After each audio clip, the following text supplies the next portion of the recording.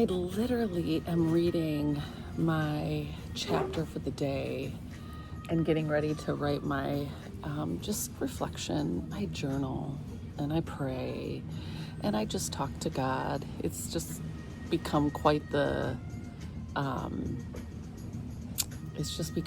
morning discipline for me, if you will. And as I sit here in what feels like paradise, mind you, I have to say, yesterday when we were landing here in the Maldives, I said to Colton, oh my gosh, can you imagine what it would be like to live in paradise? He said, Mom, do you know a lot of people think we live in paradise? And I thought, true story. Isn't it always like that? Don't we always want what others have instead of being very grateful for what we have? All that to say, I am reading Deuteronomy 7 right now, and it is a lot about how Moses is reminding the Israelites of where God has taken them and what he has done for them. And even the part about how he has sustained them, he talked about manna, and he talked about how obviously that was a season for them to learn that they do not live on bread alone, but on the word of God. And I thought to myself, he even pointed out about how, oh my gosh, there's a little lizard, this cute little lizard, he's about that big over there. Also fun fact about the Maldives is they don't really have bugs and they don't have any dangerous animals. The kiddos were snorkeling yesterday and they saw a shark, but we were told that they're not dangerous sharks, so that's really cool. It's kind of nice to know you don't have to worry about bugs or little critters that can be scary. Ooh, I just saw something come up out of the water. That was interesting. I wonder what that was. Okay, back to the point of me coming on here and doing a video with you today. It talked about how their shoes never ran out, their feet never swelled after 40 years of being in the desert. It basically just talked about how anything and everything they needed, they had. They didn't have to wonder, are scorpions going to get us? They were protected. And as I sit here with new culture and new experiences, we came through London,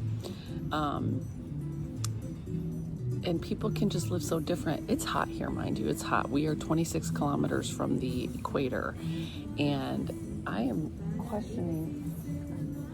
questioning and wondering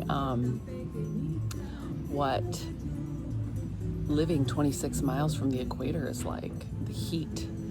And, you know, you just see the different color of skin. You see how their body adapts to their environment and how, well, just like we read today, their feet never swelled after 40 years of walking in the desert. Come on now, ladies. If it gets too hot, and I've lived in this kind of climate for quite some time, my feet are swollen. They're sore. And so just the fact that that didn't bother them ever, just what a reminder of how the Lord sustains us and equips us and qualifies us. And I think more than anything sustains us. Even, if you haven't read Deuteronomy 7, do so. What a trip down memory lane for the Israelites to remember all that God has done for them through their time in going from Egypt to the Promised Land. And even as they were talking about the Promised Land, I was sitting here eating guava. Yum. Papaya. So ripe, so good.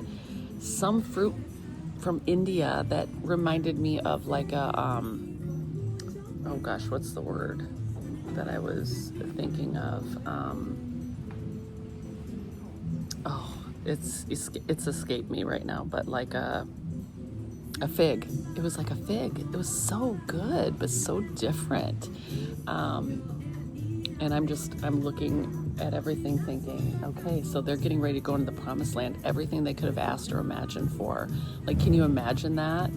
And part of Deuteronomy is the part where it's talking about, I don't have it right in front of me right now, unfortunately, because my Bible's on my phone, but it's talking about how he doesn't want us to become arrogant And I could see how living in a place like this and just everything being so perfect and beautiful, if you're not careful, you could take it for granted. You could become arrogant. And I just think it's really cool that as I'm reading the Word this morning and experiencing this new space, I'm actually living this experience. And it's making the Word come alive to me so much more. And isn't that the way the Word is? It's living, it's active, it's breathing, it's sharper than any double-edged sword. That's what it means. Like, it speaks to us wherever we're at today.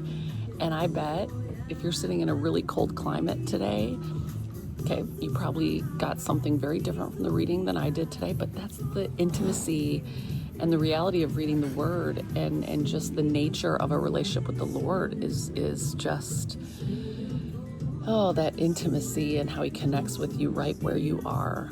So I'm also experiencing a lot of just understanding the Lord's goodness. I think there was a part of me without recognizing it, and I would say this to be true of my own parents even, like just afraid, and right, wrong, or indifferent, no matter what they did.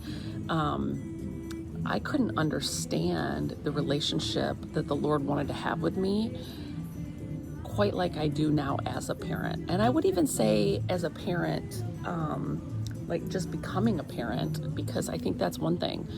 But as years go on and your kids go to different ages, one of the things that I'm noticing as a parent of teens, sometimes I wonder, do they even know? Do they even have any understanding of how lucky they are, or not even that sometimes, but like how much I love them, or how much it hurts me to discipline them? I mean, I remember when my mom said, "This hurts me more than it hurts you," and I'd be like, "Yeah, right, you have no idea."